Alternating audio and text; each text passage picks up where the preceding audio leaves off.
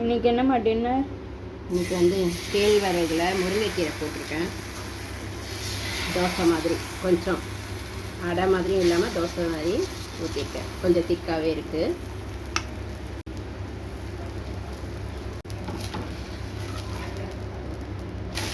எவ்வளோ சூப்பராக வந்துச்சு பாருங்கள்.